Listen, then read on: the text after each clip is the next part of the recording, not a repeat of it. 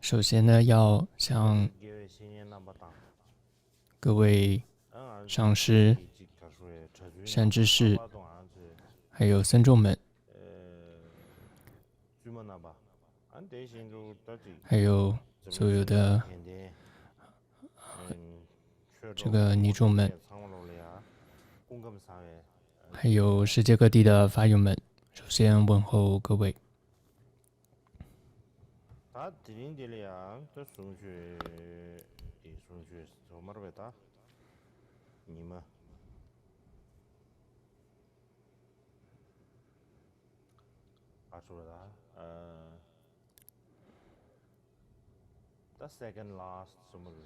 那么今天是课程呢倒数第2天的课程。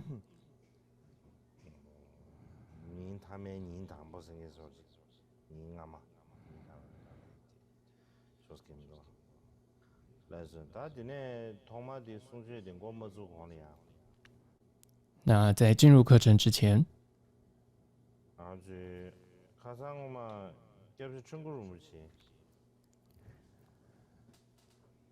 上一堂课当中有提到，看见创古仁波切为了他能够恢复健康，当时我有写了一个这个长寿祈请文，所以有人请我呢给予一个口传，所以接下来呢我会给予这个祈请文的口传。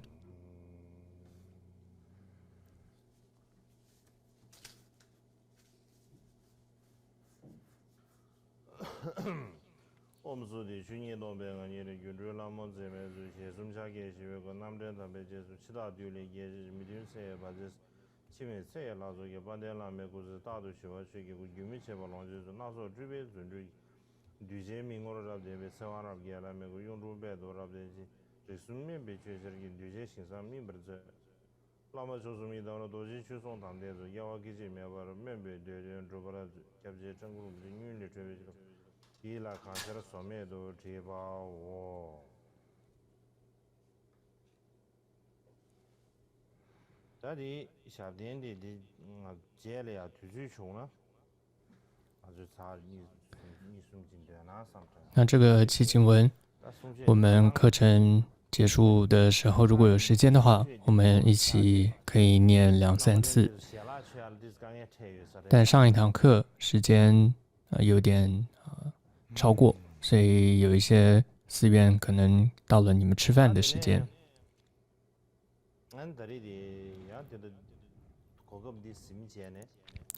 今天呢，也借这个机会呢，想要说些什么呢？请先等一下。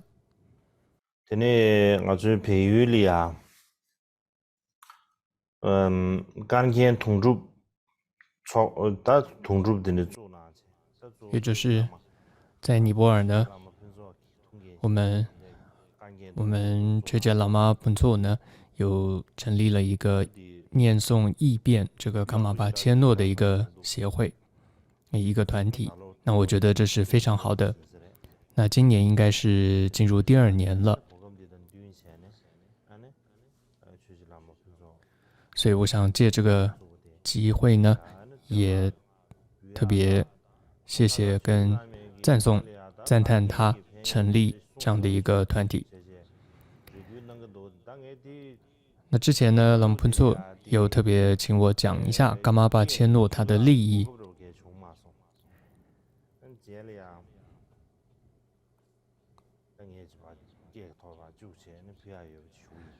那但之前还没有时间录影啊，讲说这个噶玛巴切诺的利益哦，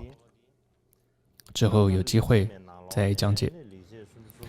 接着进入到课程，今天呢会要讲解的是第33个颂文。那依照桑杰巴珠的注解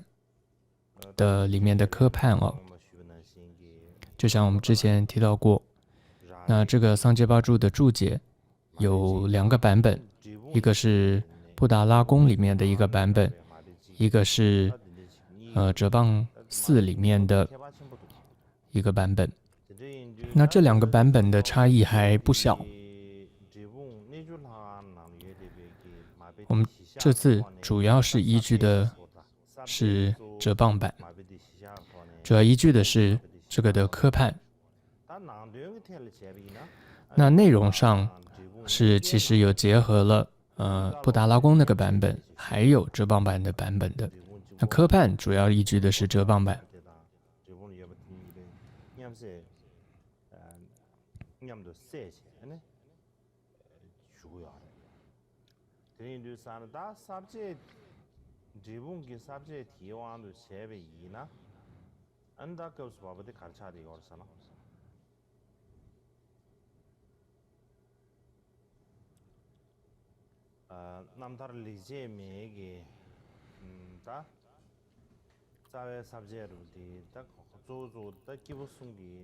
所以最主要我们现在讲到的是其中的实践上士道的方法，也就正行当中的前面下士道、中士道讲过了，那正行当中接着进入到上士道。上士道里面也有3个部分，3个部分当中的第3个就是学修2种菩提心的学处。那学处之法呢，又分为了7个当中，有7个。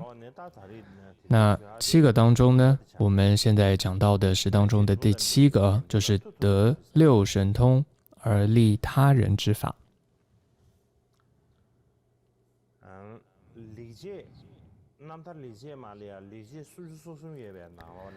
那这是第33个颂文，也就是最后一个颂文。它的颂文就是利他时，具无漏通慧前，难调所化众生，故而欢喜于累世集资进账，圆满己身，为利虚空之众生，此为我妙行之一。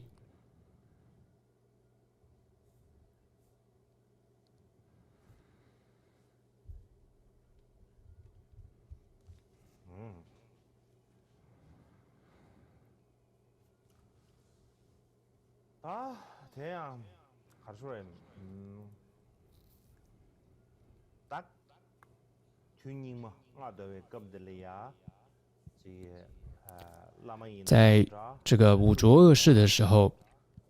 无论是这些上师、主骨，或者是喇嘛等等，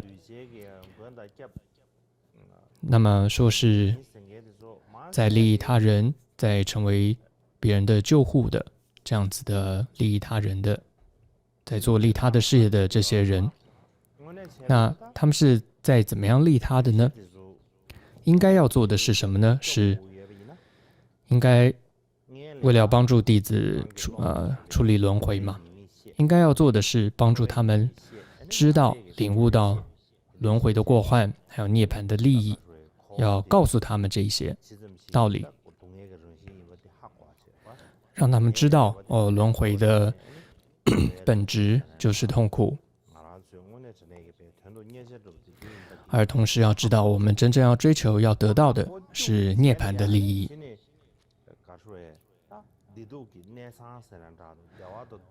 这个让他们了解之后，那他们才会真正知道说这个苦乐造成苦乐的这个根源是什么。不然的话，很多时候虽然弟子或者说众生想要追求、想要离苦得乐，但是常常行持他们真实所做的却刚好相反，就是他们没有真正掌握到这个苦乐的真正造成的根源是什么。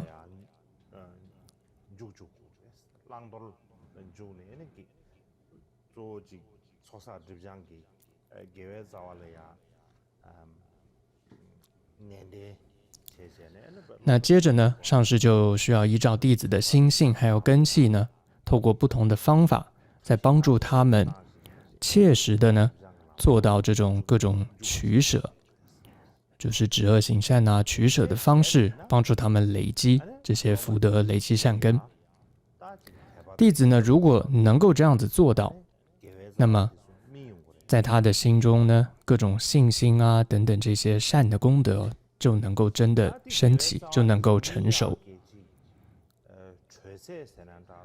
而当这样子的这种善根或者像这样的信心在他的心中真正成熟，达到一个程度的时候呢，也就是说，当他真正的慢慢进入修持到一个程度的时候，接着呢，就可以让弟子进入这个方便和智慧的相关的这种更深更广的一些佛法。那这就是利益弟子或者帮助这些众生他们的可以说心绪成熟和解脱的这样的方法。这个佛经当中没有比就是说没有比这些更好的方式了。但是呢，在五浊恶世当中，很多这些拥有很多头衔的，像上师啊、主古啊、仁波切啊这些头衔的上师们，他们在利益众生的时候，他们却并不知道，没有掌握到这样子的这个重要的关键。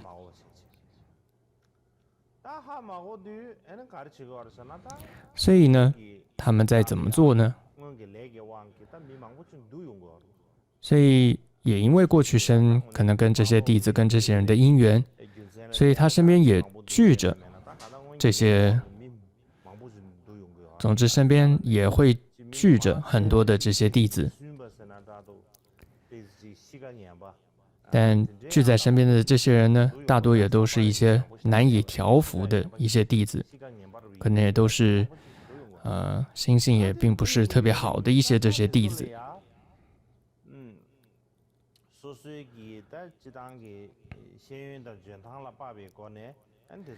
那这样子的上师呢，他也只能以自己有限的这种认知当中的一些戒律啊，还有一些学习啊，然后禅修去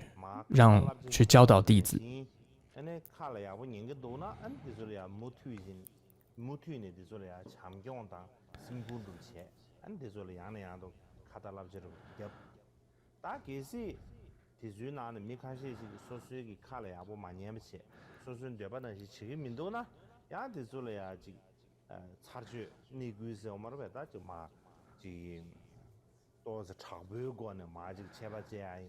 那如果说他们这些弟子没有好好听从自己的话呢，他就用很严厉的方式去教导他们，然后等等。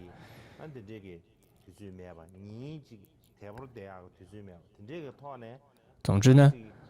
晚上也不睡的，然后甚至白天也不休息的。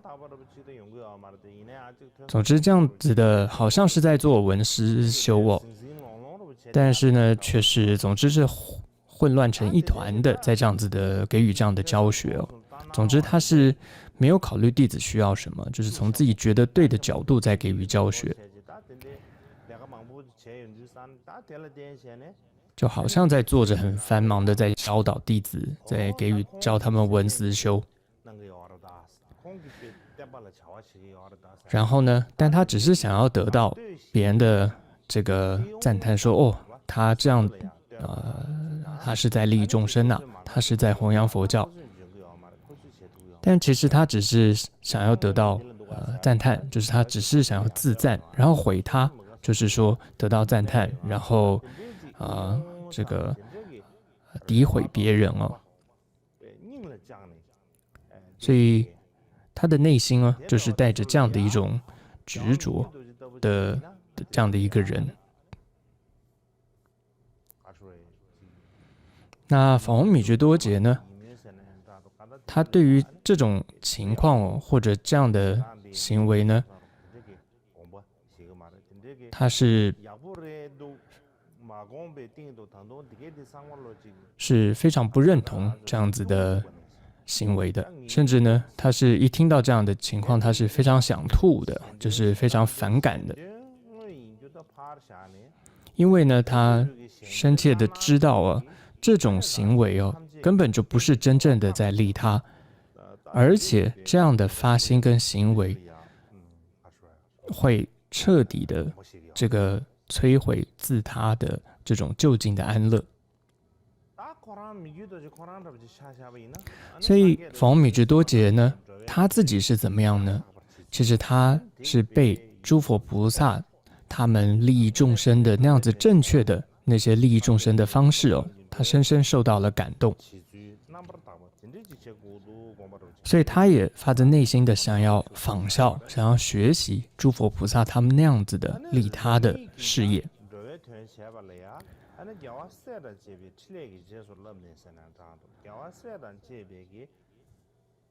所以想要利益别人之前，所以他首先先要好好的学习这个过去诸佛菩萨怎么样的利他，他心中是在这样子想着的。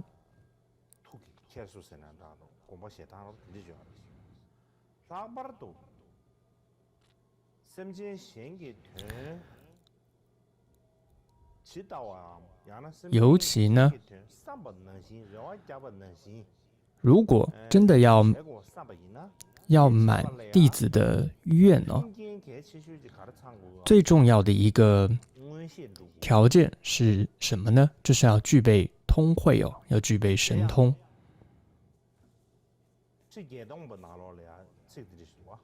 那就像是百段教言当中呢，就有这么一段话。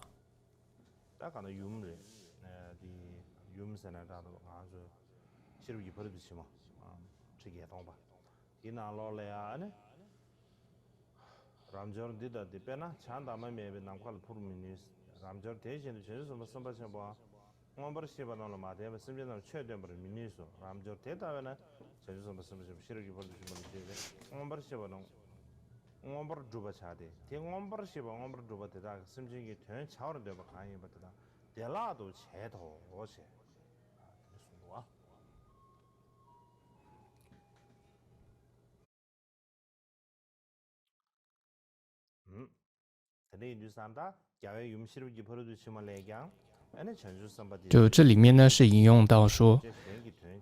就是菩萨呢为了要利益众生啊，这里面引用了般若经一段话啊，就是菩萨要利益众生的时候，也要具备通慧。那么具备了通慧神通的话，才能够真正的讲说出适合众生的根器等等啊，而说出他们需要的这些佛法。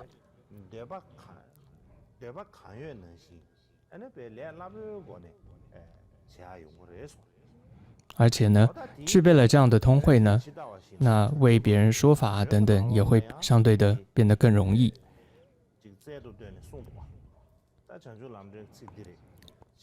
那这是灯论当中呢，也有这样的一段话。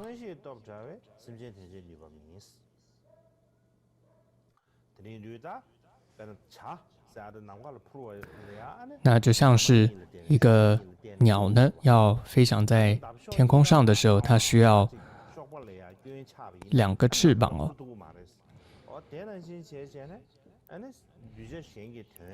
同样呢，在利益众生的时候呢，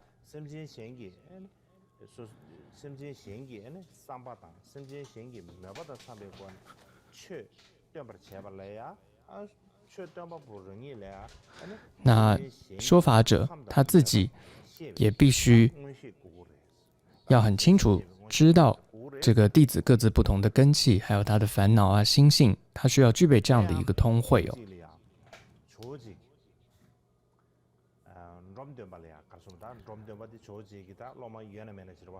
那过去呢，曾经阿底沙尊者跟他的弟子众敦巴说过这样一段话。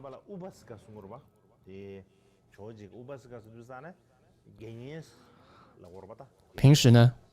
阿底沙尊者称众敦巴呢，就是居士。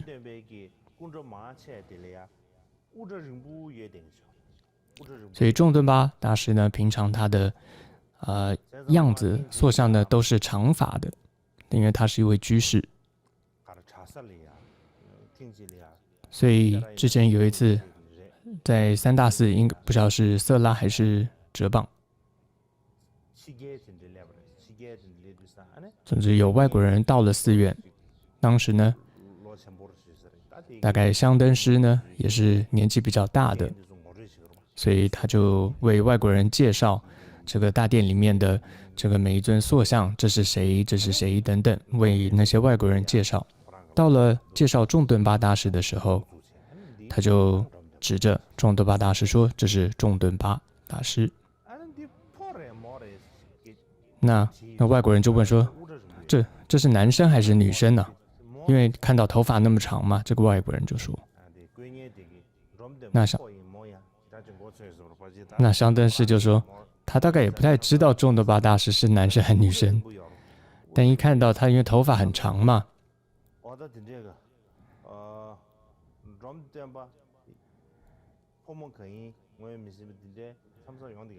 所以就是这样一个故事，就有的时候因为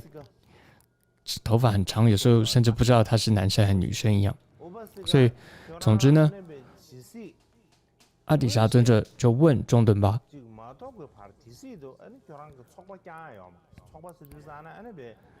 在你还没有得到这个神通之前呢，你先不要收弟子，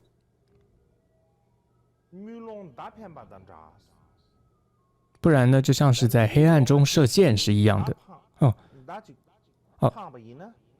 不然就像是盲人射箭是一样的，因为你会不知道射到哪里去。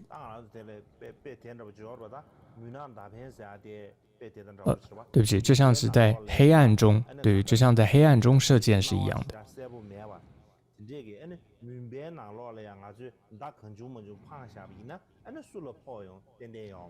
因为你不知道黑暗中会射到谁，搞不好会射到自己人，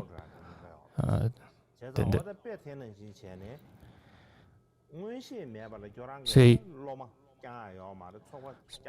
在还没有这个神通之前呢，先不要摄受弟子，先不要摄受这个僧众，先不要集众等等。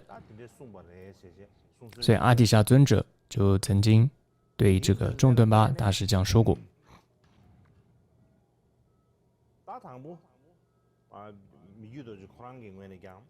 所以同样，就以法王米居多杰来说，他在这里也是一样提到说，他首先是很清楚弟子他各自不同的根器，还有他的烦恼是什么，然后呢，再会给予适合他们的这些方法。但其实这是很不容易的一件事情哦，因为有的时候，别说要知道别人的根器是什么，别人的烦恼是什么，有时候连自己的根器、自己的烦恼是什么都搞不懂。很多时候，像我们说 talent， 就是我们的天赋吧。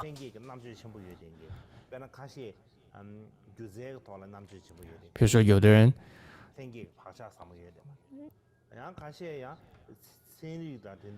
有些人呢，特别对科学呢，或者有的人是在音乐上，有的是在这个科学上特别有天赋的。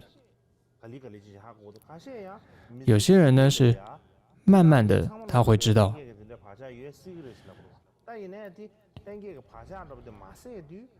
但是呢，这个天赋他还没有显露出来的时候，有时候呢，你也很难就是真的发现或者知道自己的天赋到底是什么。但是呢，如果有神通或者有天赋有这个通慧的时候，那么就能够知道这种这种叫做随眠一样啊，它这里指的是好像是隐藏着的，还没有显露出来的这一些隐藏的这些天赋那都能够被知道、被看到，然后呢，再能够告诉他适应这个弟子的这些方法。那这样子的通慧，或者说这样的神通，它有世间的神通，也有超越世间的神通，有两种。但世间的这种通会神通，它是没有办法帮助弟子得到这个佛的果位，或者说进入大菩提道的。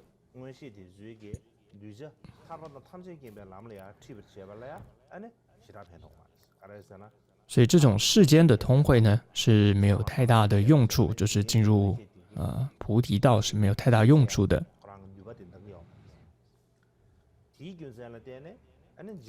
因此呢，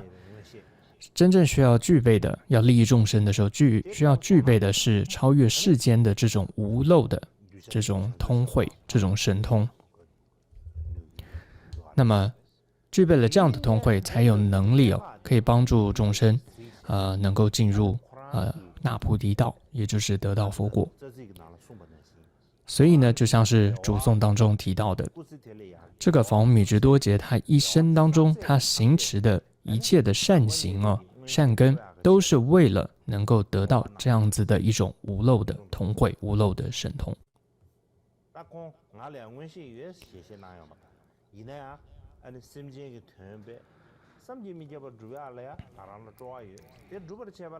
那不是说他很喜欢神通，而是因为他为了要帮助众生得到这样子的菩提的果位，所以呢，他要得到这样子的通会，所以他一切的善行，他就是为了要能够得到这样利益众生的这样的神通通会。那要得到这样子无漏通会的最主要的因是什么呢？有很多原因的，但最主要的那个原因是什么呢？就是在这个大乘的上师跟前，要依止这样一个大乘的上师，跟随他，然后闻思修无尽的大乘法，就像是善财童子一样那善财童子的53参一样，他跟随了非常非常多的大乘的这些善知识，然后听闻了、思维了、修持了无尽的这些大乘法。所以这个善财童子这个就是我们大家都常常会说的就是依止善知识、大乘善知识很重要的一个典范。所以要得到这样子无漏的通会不只是依止一位大乘的这样的善知识，还要依止无量的无尽的大乘的善知识，然后听止无尽的无量的，还有思维修持无量的这样的大乘法。那所以如果想要真正利他的话，除此之外是别无他法。就像普贤行愿品中说，普能严净诸刹海，解脱一切众生海，善能分别诸法海，能甚深入智慧海，普能清净诸行海，圆满一切诸愿海，清净供养诸佛海，修行无倦精劫海。那这里意思是一样的。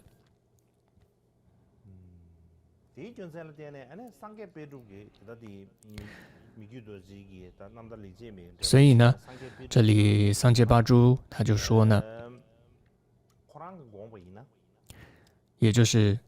在他的认为里面，法王米直多杰他对于那些依靠他的，将这个希望寄托于他的，而且这些是想要成就菩提佛果的那些人，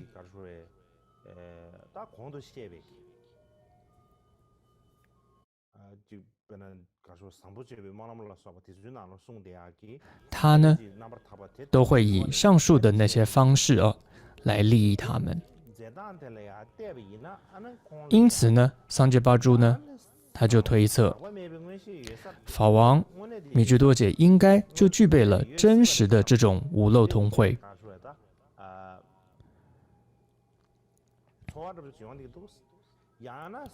不然呢，就算没有具备真实的无漏通会，不然也就是具备了这种相似的这种可以说世间的一种通会。就说桑杰巴珠他是这样推测的。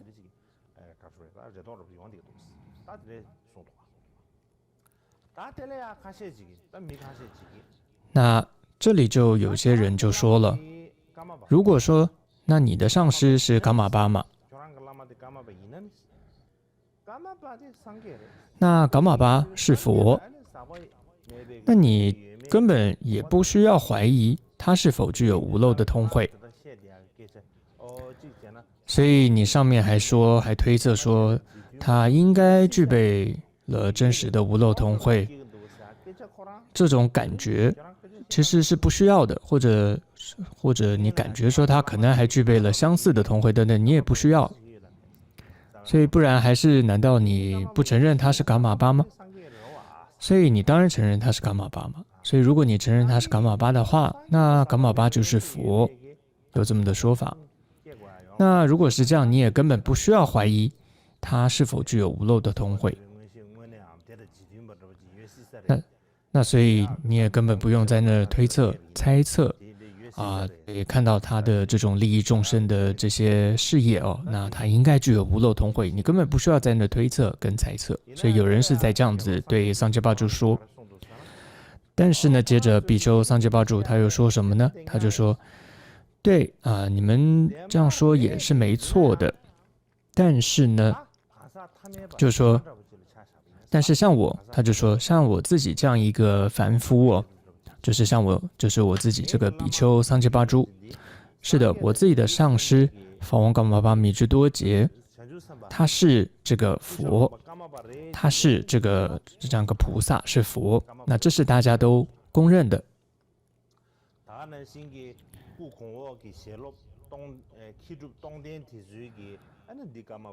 同时呢，过去的这些大成就者所有的人，学者、大成者也都说他是伽玛巴。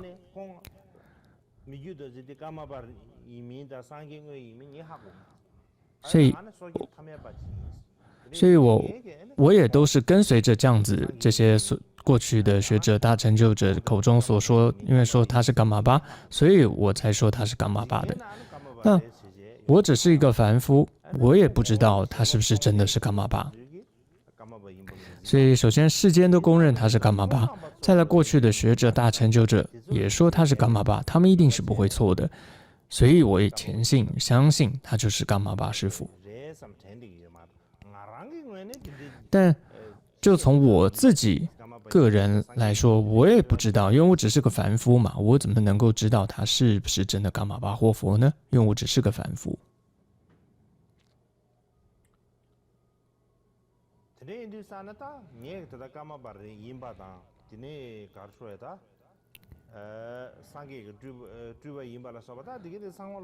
所以呢，我之所以认识伽玛巴，或者我认为他是伽玛巴是佛，我只是从上师们的教言，还有这些世间的这些很多人的口中得知他是伽玛巴，还有从许多过去的这些传说示现的他示现出很多佛菩萨的事业，还有他出生时的瑞相，还有像他年幼时听说他就能够见到这个佛菩萨，有很多这些特殊的一些瑞相吧。那这些说法都是出自很多可信的传记，像是阿固阿遮汇编的传记，大成就者冈波堪布释迦桑波所写的传记，喇嘛不印所写的传记，还有法王自己所写的传记。所以因为我就觉得这些传记都很可信，所以呢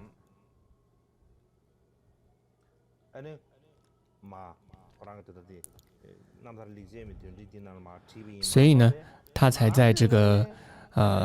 妙行解脱赞的注解就桑杰巴珠他才写下了许多他的一些内容的。所以他接着他说，我怎么知道他有神通，或者他有没有见到本尊这些事情？因为我只是一个凡夫嘛，我根本还没有那样的程度能够知道他是佛，是伽玛巴。那不只是桑杰巴珠这样子说，就连法王米支多杰他自己都有这样子说过一段话的。他说的真的是还真的很太真实了，有这么一段话，蛮吓人的。他曾说，能够得到噶玛巴的名号，这就是噶玛巴事业的加持。除了这样的想法之外，我一点也不认为自己就是噶玛巴的转世。这一段的意思就是说，他觉得自己能够得到噶玛巴的名号，这是过去噶玛巴的一个加持。就他心中除了有这样的想法之外，他自己一点也不认为自己就是噶玛巴的转世，他完全不觉得。接着他说，小时候呢，我被说呢能够认识出这个佛像等等东西，那这就是从小不是说要主骨要被认证吗？就会给他一些前世的这个用过的东西嘛，让他如果能够认出来，比如说一些佛像啊，或者一些念珠啊等等，然后透过这个来证明他是不是转世。小时候呢，我就被说能够认识出这些前世用过的佛像等等东西。那其实呢，是的，我手中抓了一些东西，偶尔呢是会抓到拿到法王前世法王拿到的用过的佛像，但偶尔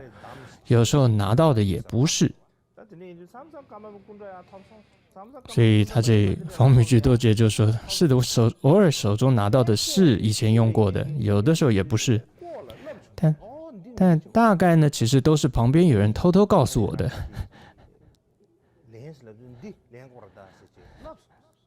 因为有人在旁边偷偷告诉我的。方米居多杰说的实在是太真实了。如果是做研究的人听到这个说法，那些人偷偷告诉他什么呢？他接着就说，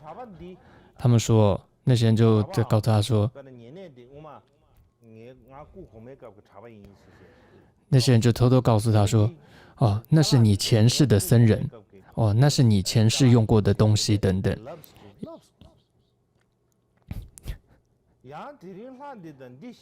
还有呢，当我说呢，今天呢见到了某某本尊，还有说那些反对我的人都是生世世投身于恶道的恶人等等等等，就说同时呢，旁边的会员告诉我说，你要说你今天见到了什么本尊，然后昨天见到什么本尊等等，还有要说。你要说什么呢？要说那些反对我的人呢，不赞同我的人呢，你就要说那些人哦，生生世世会投身于恶道，他们是恶人，你要这样子说。还要说支持我的人、赞同我的人都是诸佛菩萨的化身。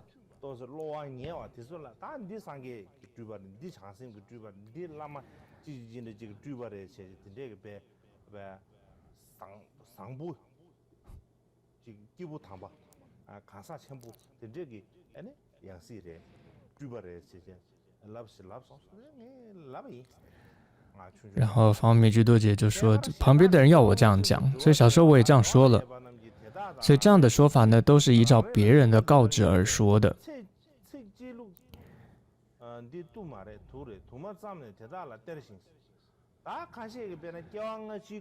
尤其接着他就说，尤其呢，当有人前来呢询问他们自己的前生或来世的时候，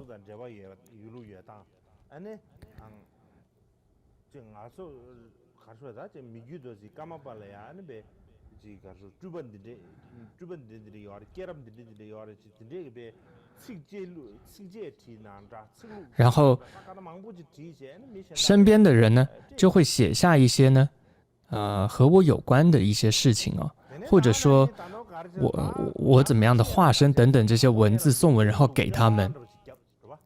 而且呢，我身边这些人呢，刚开始他们一开始是写一些不好的什么预言，然后但之后呢，如果我身边的人呢收到了更多一些更好的礼物或者东西的时候呢，他们又假借呢我的名义把他们写的就是写的东西那就假借我的名义写的那些授记吧，那些文字又改成好一点的文字，好的授记呢，再修改的变得更好更好，然后再给那些人。总之都是假借我的名义吧，就都说成是米居多杰所说的，米居多杰所写的预言的受记等等，然后再给那些人。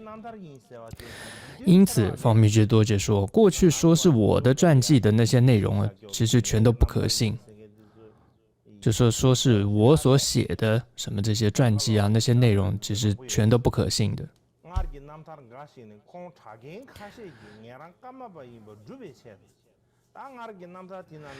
然后接着他就说，过去的一些传记当中呢，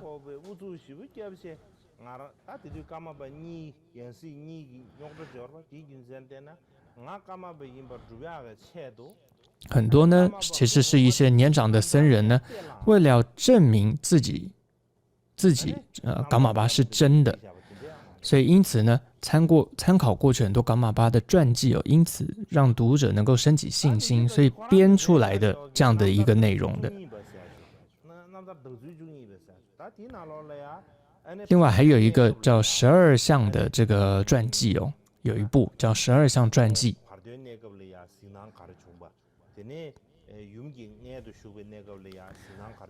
比如说在中阴的时候，在入胎的时候，怎么样的内容，有这样一部传记的。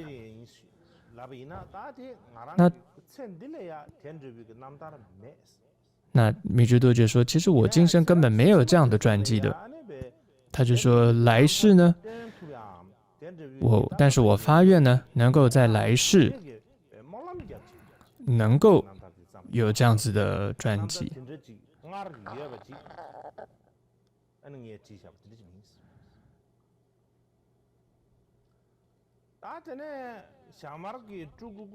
另外呢，他也说萨玛巴就是第五世萨玛巴的转世，他认证了昆丘衍那第五世的转世哦，他认证，他也不是因为我有神通而认证他的，而是因为前一世的萨玛巴他有留下一个这个遗嘱，所以找到他的，所以不是因为我的神通而找到的。所以有这么一段话。所以有的时候你看法王米居多杰真的是一个很直言的人哦，这在上师里面也真的是蛮珍贵的，就是讲的这么的直白的一位上师。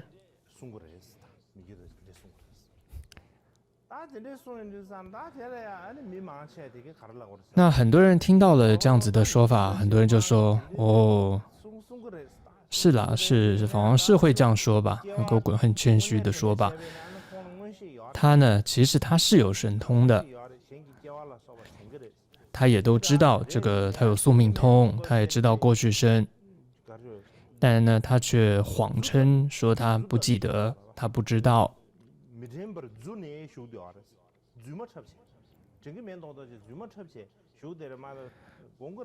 所以他只是假装说他不知道，他不记得。所以呢，上面法王米居多杰所说那些内容啊，其实都不能当真，都不是真的，都不能当真这样子。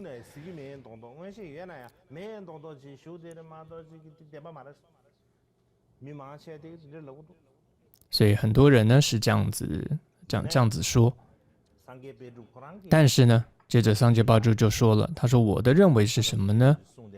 他说呢，法王说的都是真的，法王米居多杰说的都是真的。为什么这么说呢？他说，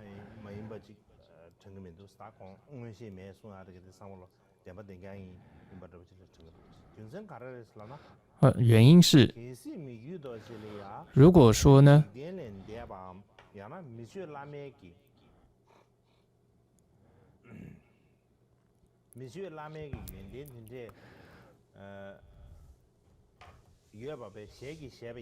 他如果在这个时代承认哦，自己具备这样子超越凡夫的功德哦，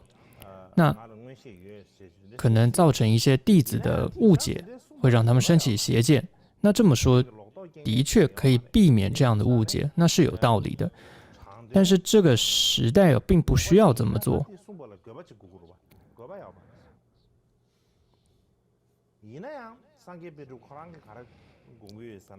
总之，桑杰巴珠他怎么想？他说，像我的上师法王米支多杰哦，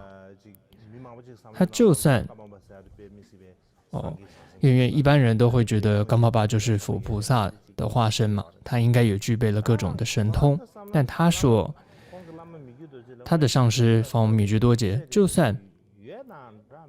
无论有没有具备这样子的神通，他还是冈巴巴，他是不会有任何的改变的，不会因为他有这样子的神通，他就是冈巴巴，或者他没有这样的神通，他就不是冈巴巴。在他心中，他不觉得有任何的差别，因为什么呢？因为他说，就像是这个诸佛菩萨不是有很多的化身吗？很多时候，他说你看这些，比如说佛好了，他有这个宿命通，他有这个他心通等等，但是当这个佛陀他你看他多生多世当中，他不是有这个不同的化身利益众生的时候，但有的时候他也化身成不同的生命的时候，但那个时候那个生命他也不一定具备那些神通，像他心通、宿命通不一定具备的。譬如说，如果一个佛菩萨他化身为猪和狗的时候，像我们看到，像佛的话，那像那样的化身猪跟狗，它是佛的化身，但是它是没有具备佛的这个宿命通跟他心通的。你不会觉得它是一只神奇的狗，会化身的狗，它是会发光的狗，或者说它是一个会全身是金色的狗，不会。所以，但不能够说我们看不出它有神通或者宿命通、他心通，然后我们就说否定它是佛的化身，不能够这么说。所以同样的道理。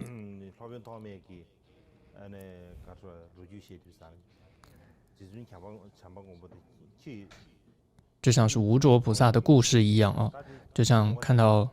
总之见到一只从狗看到是这个弥勒菩萨一样。那总之，所以因此，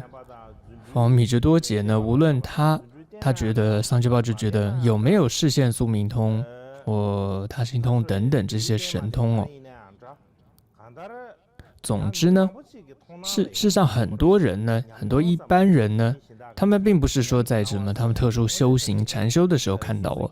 而是就是一般人呢，他们平时很多人都能够见到这个法王示现的这个神通，他们是有看到的。我是不知道他有没有法王有这样的神通，但是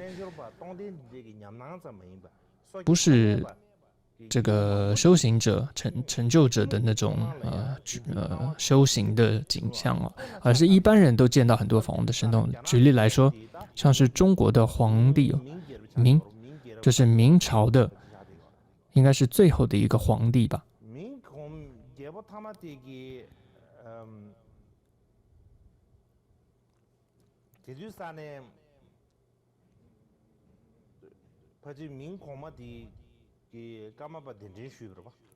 当时呢，他迎请噶玛巴，但是噶玛巴没办法去，所以他就派了一个代表叫东刹国师，就是有国师这样子的地位的一个人呢派去。但是当时呢，皇帝就说你不是真的这个噶玛巴的使者，所以呢就要惩罚他。那这时候正准备要惩罚他的时候呢，结果呢就是看法王呢就带着黑宝冠呢再来到了虚空中。而这时候当时这个汉地的这时候的可不是藏人是当时的这个皇帝也好，当时的大臣，很多人都看到了这样子的景象。当时应该是紫禁城吧，在这个上面都看，他们很多的当时的大臣也好这些皇帝他们都看到了。所以就看到什么呢？就看到米支多杰带着黑宝冠来到了这个虚空中。同时呢，还有2只这个鹤吧，然后在皇宫的顶上盘旋飞舞着。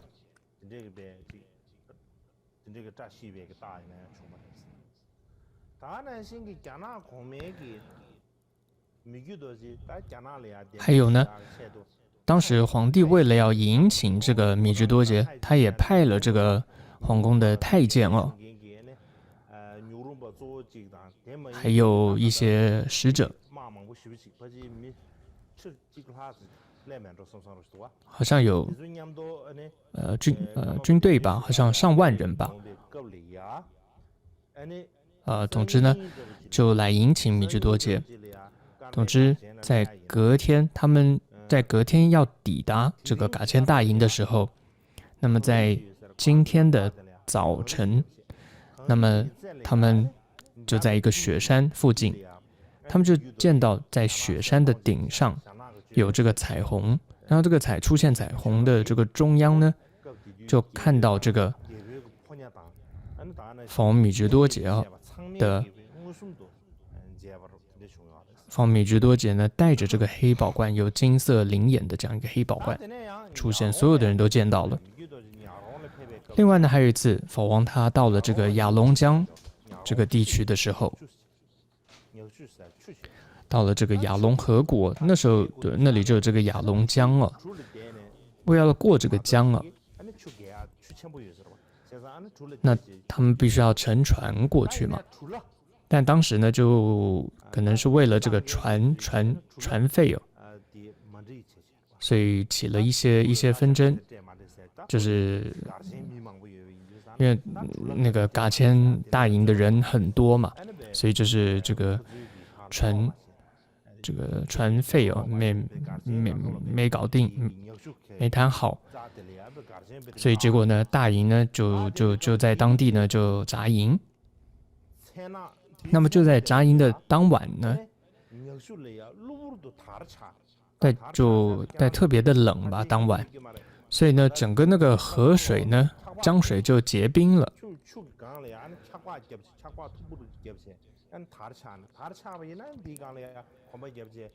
那所以因为结冰了，那就是马呀、人呐都可以过去，所以隔天呢，这个所有的这个大营的人呢，他们就可以马上就渡河就过去了。但当所有大营的人一过去的时候，那这时候这个河这个冰呢也就又破了，就融化了。那这个时候，很多这些雅龙江地区的人呢，他们见到了什么呢？他们就见到了法王米芝多杰呢，他们就看到他好像在江上呢就飞起来，就飞在这个腾空在这个江上。另外呢，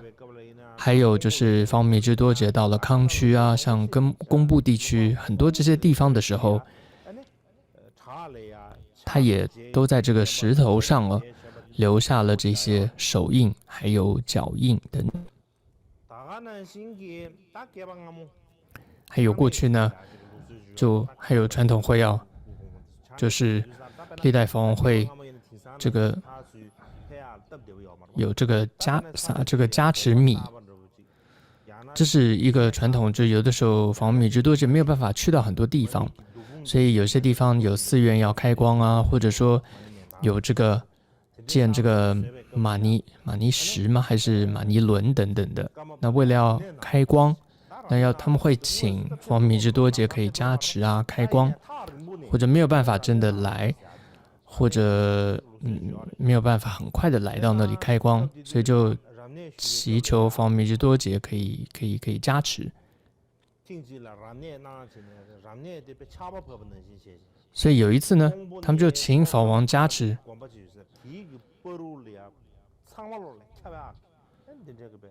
所以结果呢，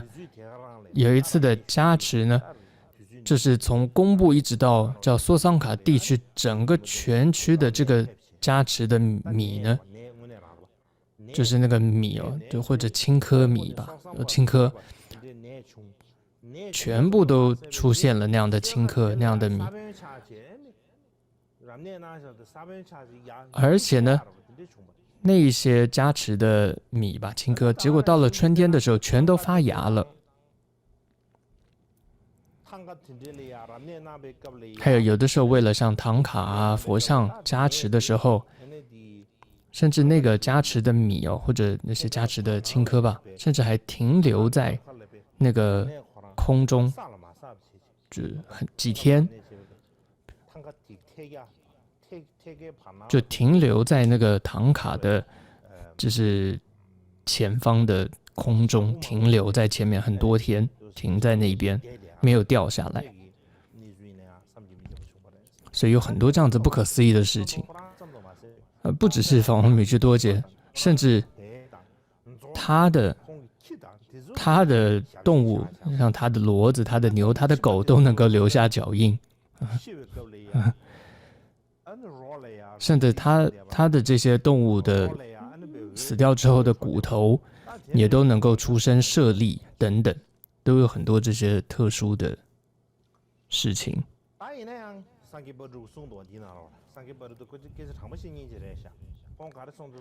但桑杰巴珠也是一个很直话直说的人，他就说，是有些是真的，留了手印，但有些呢也是假的，就是有人仿冒的，说是米居多杰的手印的。他这时候他就请求，他就说，无论法王米居多杰有功的还是没功的，但拜托呢，请你们不要如果你们把这些东西也当成是这个能够积聚资粮的这样的一个东西的话，那就不好了。所以他就说是因为有真的也有假的嘛，有的人就仿冒出一个也占那些好处吧。所以以上呢就是说到一些这个神通啊，再来一些是他心通的一些内容记载。桑杰巴珠也说，他说他也不知道法王米居多杰有没有他心通，因为他也没有这个能力，因为他也没有他心通，所以他说他也不知道法王有没有他心通。但是他说，但是具有信心的很多人呢，那些人呢，有信心的人，大部分的人只要见到了他，都会说，这个法王米居多杰，他完全知道我在想什么，还有我秘密背后在做什么，好像他都知道。很多人都这样子说。桑杰巴珠就说，很多人见了法王之后，很多人都这样跟他说。但他也接着说了，他说，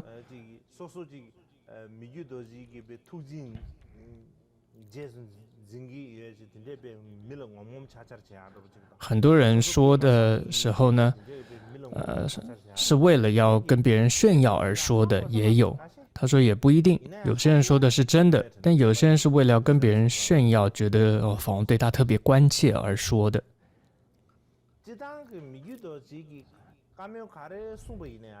但无论如何，法王米居多杰他说出的话之所以能够那么的准确，桑杰巴珠说，不只是因为他的神通，桑杰巴珠说是因为呢，法王米居多杰呢，他非常有智慧。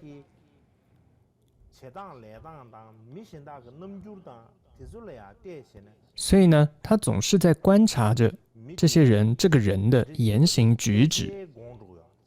所以他大概就能够知道这个人的情况是怎么样的。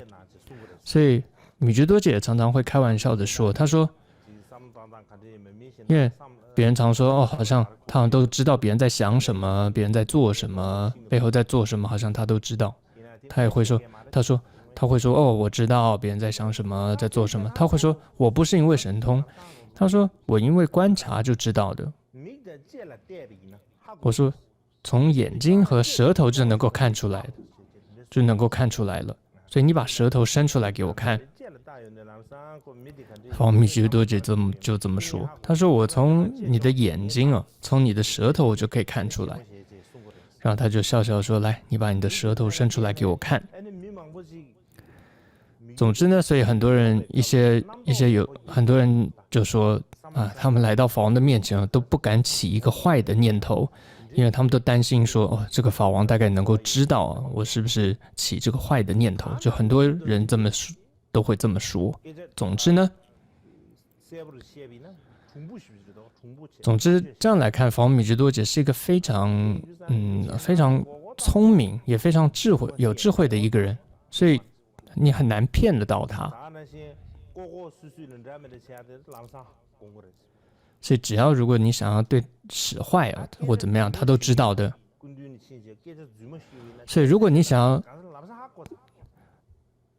所以如果你要说些什么假话在他面前，他马上就知道，他也不用去找这个事实什么，他不用，因为他马上就知道你在说谎。譬如说有的时候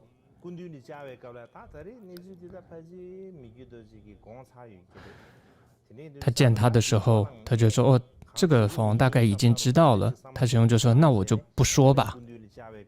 然后他就去见法王了。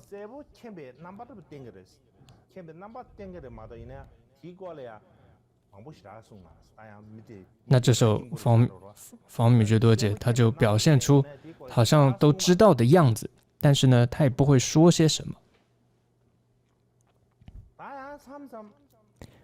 但有的时候呢，他是知道的。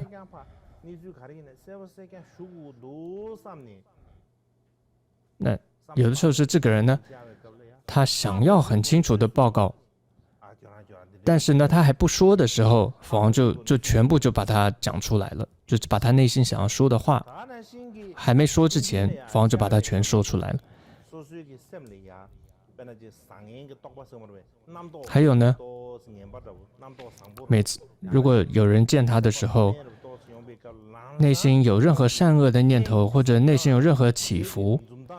这时候法王的眼神就会有些不同，还有他的表情也都会不同。就是你从法王他的眼神，从他的表情，他的一些笑容都不同，你大概就能够知道来见他的那个人的内心是不是在起了一些什么样的善恶的念头，或者他的内心是不是有些什么样的烦恼，或者是一些心情的起伏这样子。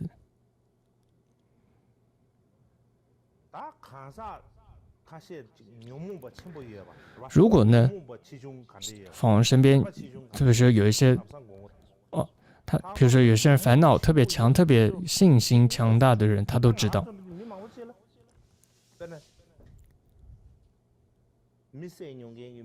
还有有些人呢，烦恼特别重的人，譬如说有些杀人的人，就是特别嗔心很强的人。就是这藏族也会这么说，或一般我们会这么讲吧，就是有些人他的负面情绪特别强的人，那种 energy 特别强的人，我们会说这是他的业的这种有的一种这种习气特别强的人哦。那你会特别有感觉，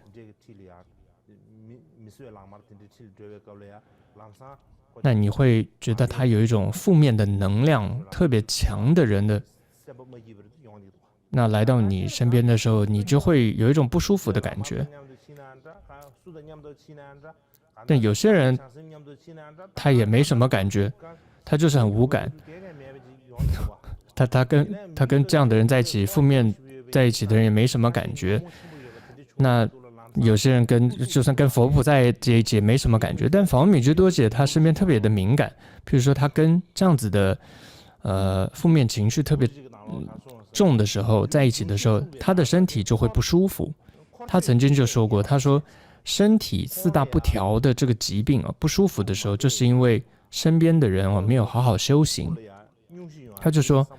他说他常常身体如果不舒服有疾病就是因为他身边的人没有好好修行。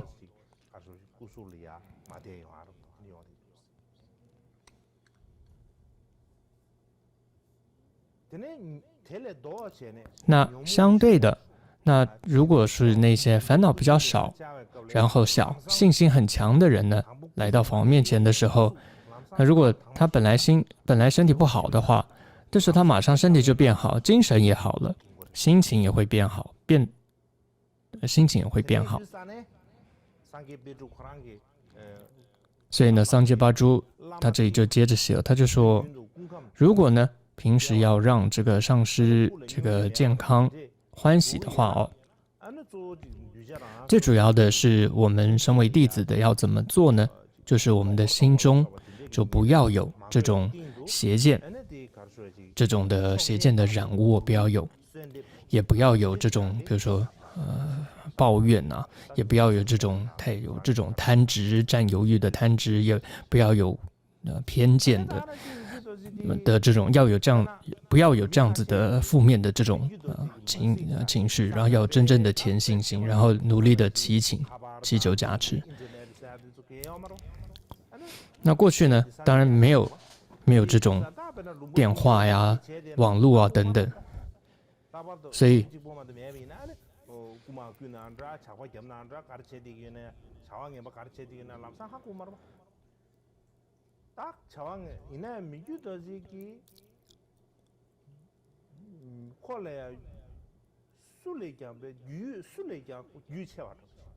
但是呢，方米居多杰很奇怪，他比谁都更快、更熟，知道更多事情，更快的能够知道很多事情。举例来说，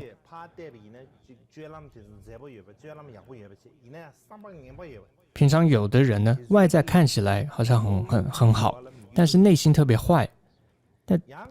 但这些人也骗不到法王。或者有的人内心很好，但是外在看起来很凶悍，或者他的行为呢很不好，但是呢，法王米居多杰对他又特别的好。或者有的时候，有些人呢特别固执，又特别狡猾。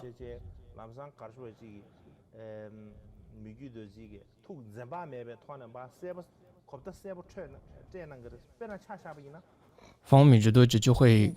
跟他们说得很清楚，就直话直说嘞。他就有一个人就是很多人说有一个叫罗阿东的，很多人说那个人是个大成就者。那么有一次呢，他就米居多杰就叫他，就说你并不是一个大成就者，你只是被魔这个加持的一个人，甚至就对他直话直说。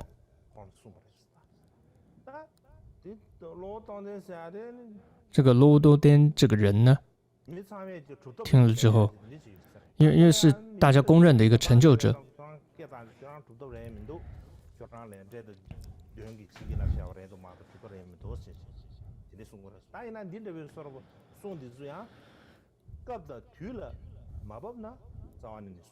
但是呢，法王米居多杰不是随便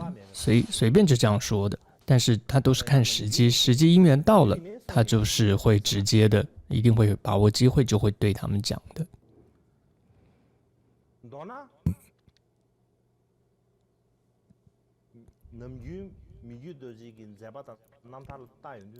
总之呢，当我们常常去看法王米居多杰的这些传记的时候，你会看到他好像对这些每个人的情况他都非常的了解，但是他自己是不求任何的这种名声的。那么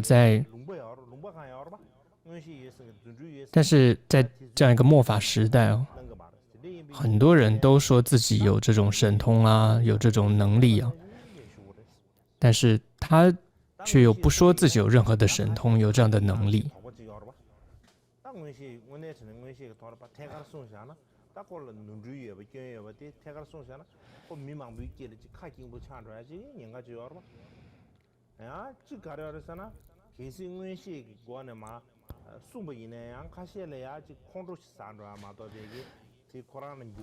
为什么呢？因为很多时候，很多人你这样直接对他讲，他可能会生气，说是因为有神通而对他，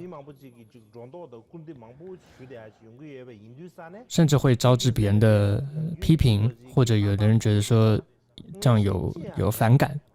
所以呢，访问米之多杰呢，他向来都是表现出就是我是一个完全没有神通的人，我就是一个凡夫，他就是这样的一个视线。譬如说之后呢，后来来自很多种卫藏就是前藏、后藏还有康区的很多人来祈求这个米之多杰这个算卦就是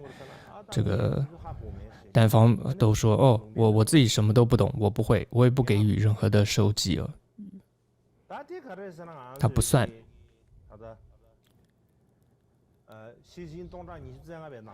那这个就像是在《摩诃波罗蜜经》就是25000颂里面就说，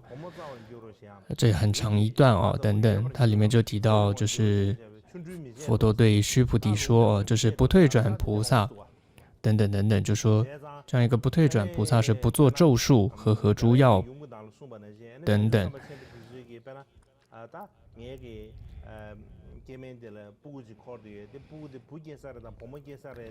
所以主要这里面就说，如果这个他就说一个不退转菩萨，一个大菩萨他是不会去做这种算卦或者说如果有人问说我到底我的孩子会是男孩还是女孩等等，这个他都不会说的等等。但接着这里桑吉巴就有说，但是一些很有信心的人前来他真的是他的可能父母往生了，然后他们非常难过的流着眼泪的来请问法王说，到底他们投生到哪里去了？父母有些人这样子来问，那这时候也真的法王很慈悲嘛，就也很难拒绝他们。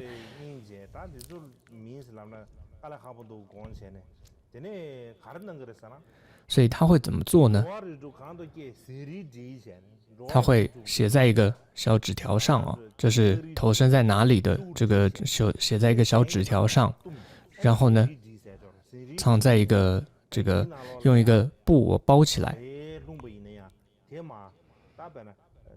就是把6道然后的名称呢就是用这个用它的这个僧布包起来之后，然后抽出来看是哪一个，然后给他这样子。这是一个方式，这是一种，这是一个部分。那这是他算卦的一个方式。那当然这不算是什么神通吧，那就是一种算卦的方式了。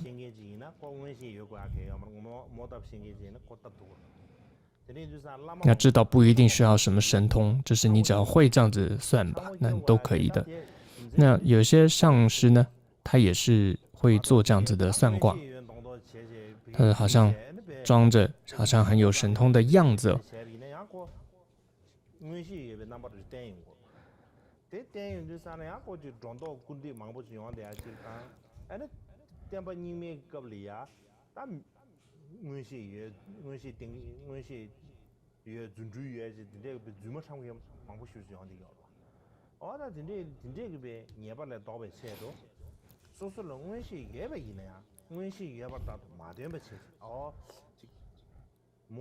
所以法王米之多杰呢，他就是说，他就是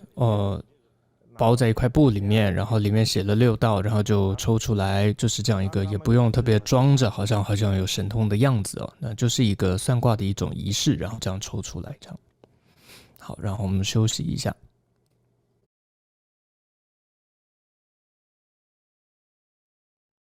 打人的理解了打现是不是我们是虚是不是理解了？当我们今年结束这边。那接着呢是讲到宿命通方面。那一般我们说看到过去历代噶玛巴的传记，当中呢都会提到，那印度藏地大部分的这些学者成就者们都和噶玛巴心意是无别。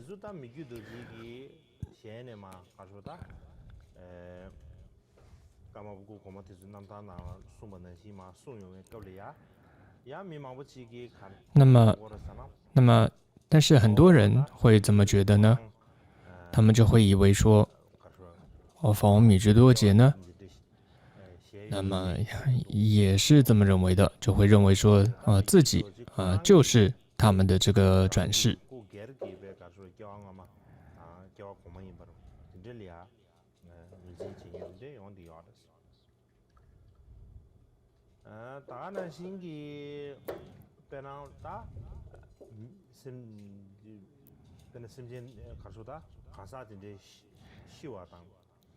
另外，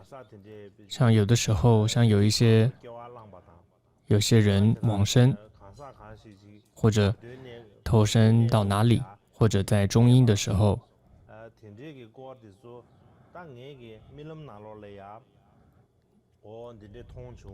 那法王会说，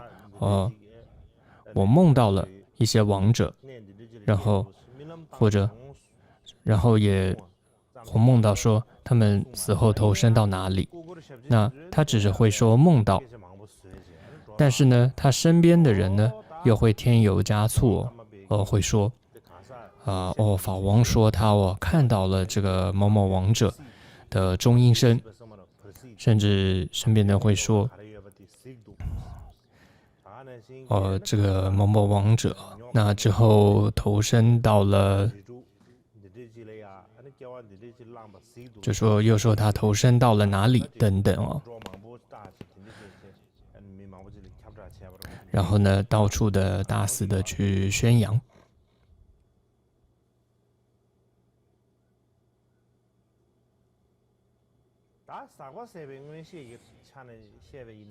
那么再来无漏的这个通会来说呢，桑杰巴珠也说，他并不知道法王具不具备这样的无漏的通会。但是呢，从这个法王是具备了这种所断和对峙的这样的分辨所断和对峙的这样的智慧，是不需要依靠他人的这种解释的，他就只要能够一眼看了这个经典，他就能够这个明了的，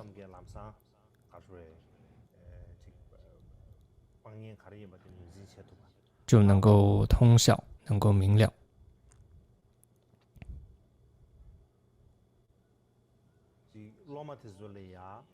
那么尤其呢，是只要稍微观察一下这个弟子，那么不需要弟子向他报告自己的修行怎么样，他就能够知道对方这个止观修持是怎么样，而且能够掌握对的这个时机，帮助这个弟子的修持得到进步，有所进展。尤其呢，他清楚知道这个弟子就是身体上这个气脉明点的这个优劣，还有这个差异性，也知道说因为这样的差异会导致这个灌顶，还有这个教导能否起到这个效用，所以呢，他会非常的这个谨慎的观察这个弟子。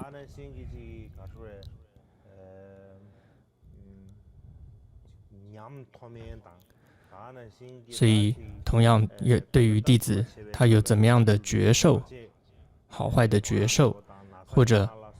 身体上有怎么样的病痛，那么他只是透过就是甚至不用刻意去问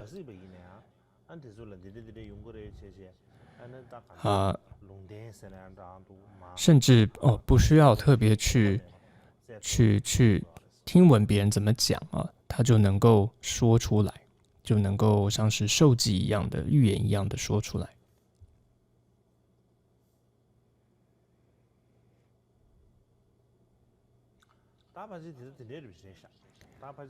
那大概就是这样子，我想今天大概就先讲到这里。因为僧众们还要这个吃饭，我想剩下的部分我们后天可以再说。那后天要讲的内容有什么呢？有这个无比自赞的一些内容，还有这个妙行解脱赞的后面的一些内容，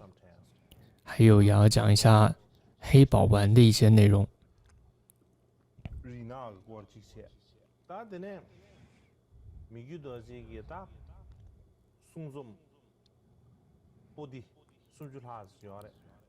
米居多杰的照言呢有30多函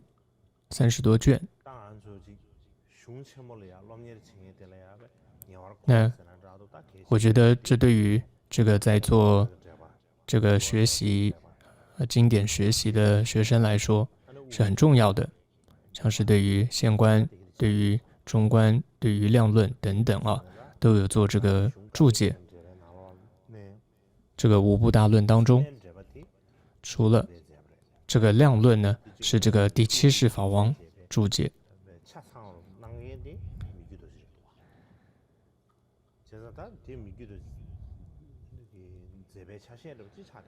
所以这也是放密支多杰最重要的一个事迹。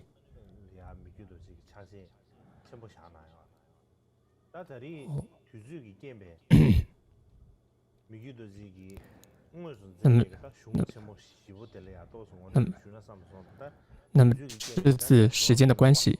那么本来想要讲一下放密支多杰这4部最主要的论点的一些介绍，但可能想要介绍一下有关现观的这部注解《至尊修习》这部注解的一些内容。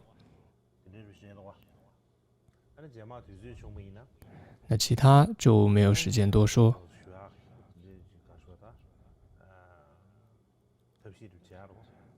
可能以后有机会再跟大家再讲。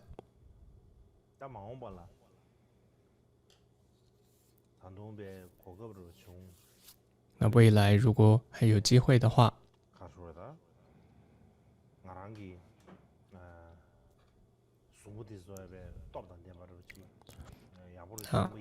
如果我身体再好，更有精神一些，那么对于放密支多杰的这4部论点，还有让中多杰的所写的这些像甚深内义等等这些论点，如果能够做一些教学的话，可能没有办法从头到尾逐字逐句的教学但是讲一些里面的重点，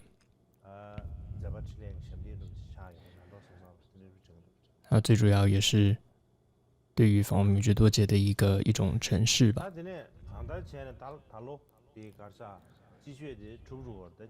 总之呢，这一次春季的课程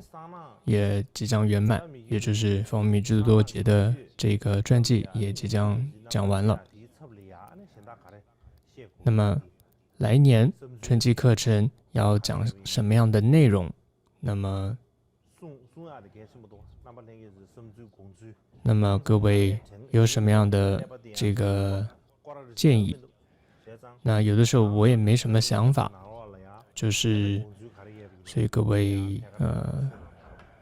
堪布还有这个阿舍离，无论是这个尼寺里面的，或者是我们僧众的这个佛学院的这些堪布们，你们有什么样的想法也可以跟我说。那我目前的想法是，就是世事法50颂，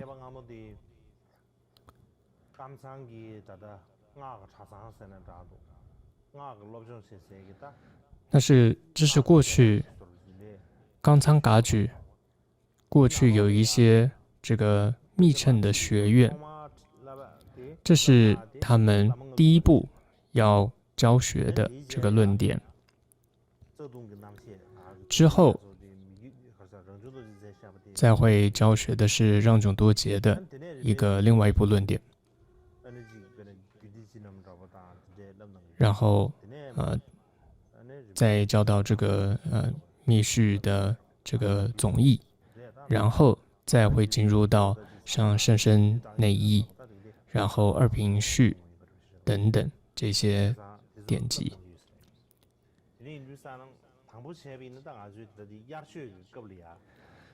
所以本来的计划是夏季课程要教的，但是夏季课程大概还要再花个2-3年吧，大概有这样子的危险。那就是这是情况就是这样子吧。所以春季课程可能就是讲实施法50颂，或者讲誓言大海，有这样子一本书，但目前还没有完全确认。所以大家有什么样的这个想法？佛学院里面各位有什么想法，也可以提出来。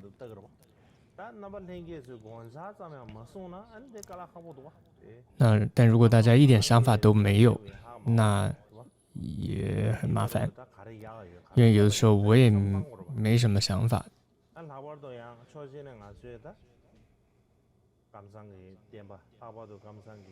因为很多时候我们最主要是为了整体冈桑噶举，或者说整体噶举整个这个文思的教学传承呢，现在也都是算是式微的时候，我们也都是必须要共同的努力将它维系跟弘扬的。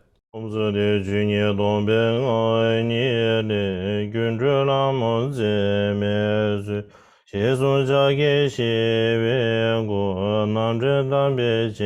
所有，其他女人也接近每对谁也不